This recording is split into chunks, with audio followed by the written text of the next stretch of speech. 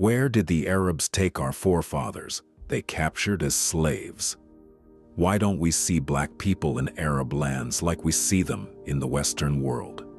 This is a heavy and factual historical question that must always be asked within private and public spaces alike. During the Arab-Indian Ocean slave trade, slaves were captured in Kenya, Mozambique, Madagascar, Tanzania, Malawi, Southern Rhodesia, now Zimbabwe, and Northern Rhodesia, now Zambia, and they were taken to Zanzibar to be sold. Mombasa was a route for them to pass through. Where did the Arabs take black people from East and West and Southern Africa? What really happened to them? Why don't we see thriving black populations in Arab lands as we see them in the Western world? The captured slaves were sold to Central Asian countries, which includes Saudi, Yemen, Oman, Iraq, Syria, Jordan, and Iran. Some were sold to India, Pakistan, and Persia. Were they all killed? No, they were castrated. All the males were taken through the process of making them eunuchs, which led to the deaths of a very large number of them. This was due to lack of proper medication those days. The process was very crude, and just a few survived it. This also meant that the black seed was completely exterminated, and therefore no future generations of black people continued to live in those lands. The black women, on the other hand, served as concubines, household workers, and some were lucky to be married by some Arabs or serve as sex toys for young Arabs to practice on. Remember, Arabs are very polygamous, and some men took wives from the slaves. This lot survived better than those that served as servants. Many of the latter died out of terrible beatings and mistreatments. The slave children served as servants and watchmen, and males would face the horrific castration whenever they got to puberty.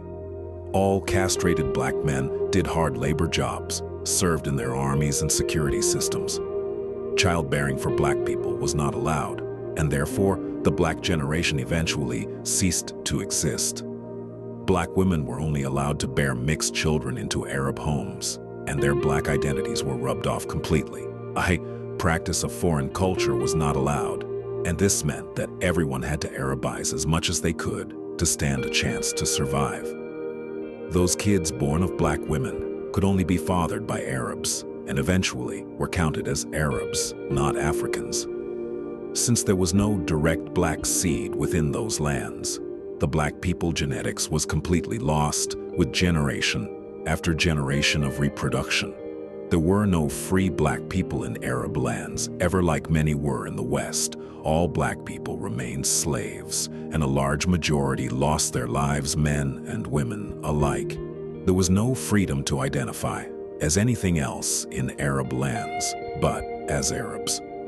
Currently in Arabia, they don't teach their populations anything to do with slavery history and how black people lived amongst them in the past.